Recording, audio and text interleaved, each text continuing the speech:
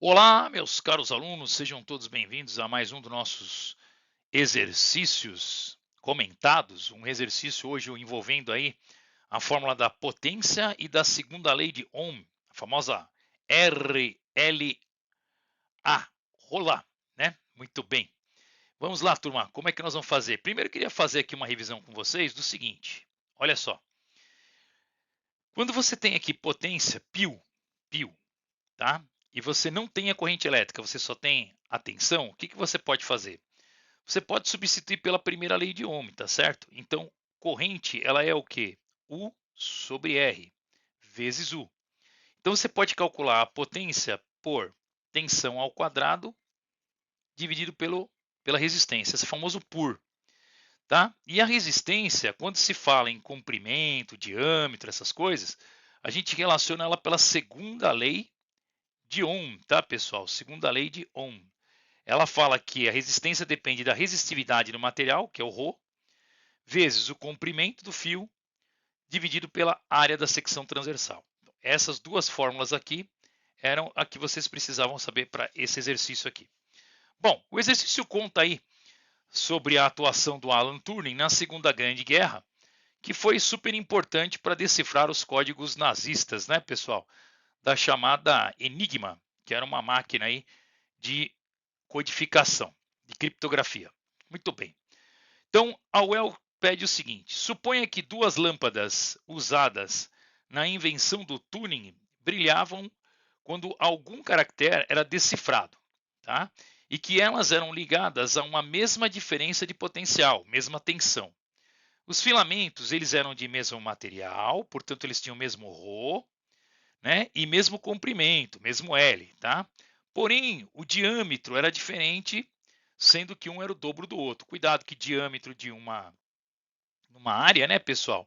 A área é πr ao quadrado, né? Aí quando você tem a área de uma secção transversal de um fio. Quando você está falando de diâmetro, né? Você tem que lembrar que o diâmetro ele é o dobro do raio, tá? Muito bem.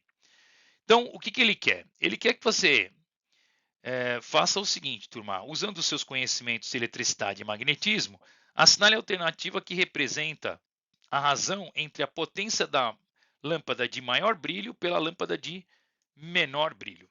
Então, com esse texto enorme, né?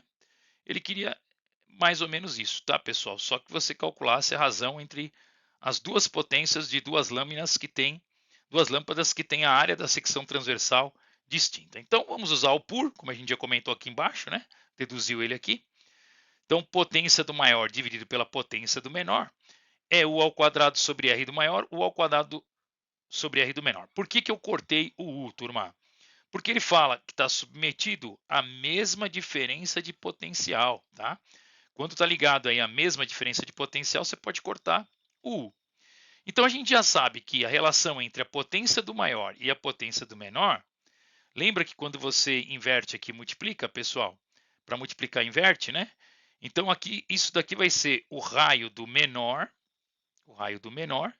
dividido pelo raio do maior, tá? Porque você vai inverter aqui, tá? Então bastante cuidado aí. Então quando se fala em relação de potência do maior pelo menor, é a mesma razão entre a resistência, só que do menor para o maior, tá? E como que a gente calcula a resistência de uma lâmpada, Todai? É pela segunda lei de Ohm que eu comentei com vocês. Por que eu cortei o ρ e o L, turma? Porque ele falou que tem o mesmo material, que é representado pelo ρ. O ρ representa o tipo de material, tá certo? E o L representa o que, pessoal? O comprimento. Ele fala que é o mesmo comprimento. Então a gente pode cortar os dois. Mais uma vez a gente vai inverter, né, pessoal?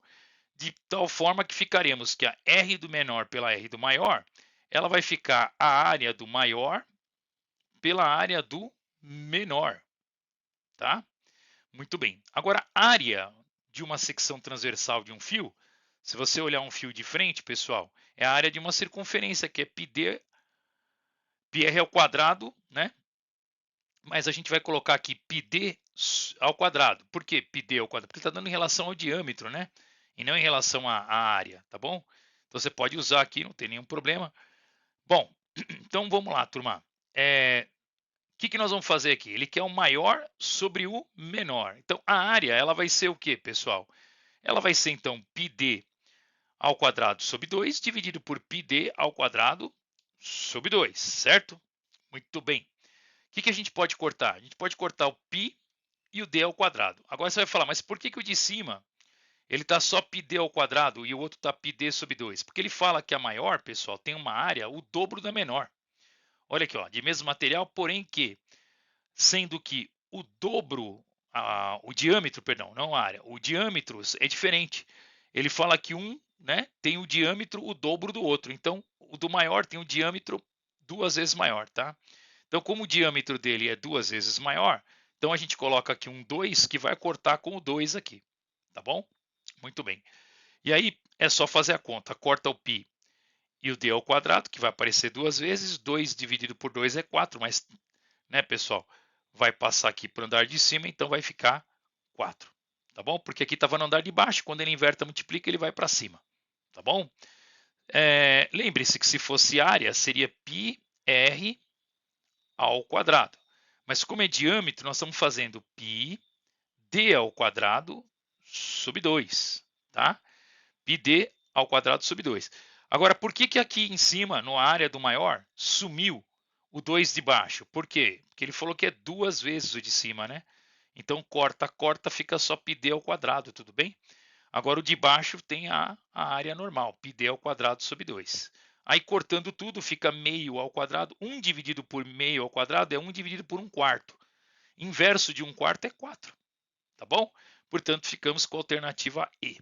Tá legal? É isso aí, pessoal. Um exercício aí que pega mais a matemática, mas que faz você lembrar a lei de Joules, o por, e a segunda lei de Ohms, né? A famosa segunda lei de Ohms aí também, que sempre é pedido nos vestibulares. É uma forma importante também, tá bom? Grande abraço aí. Qualquer dúvida, deixe no seu comentário.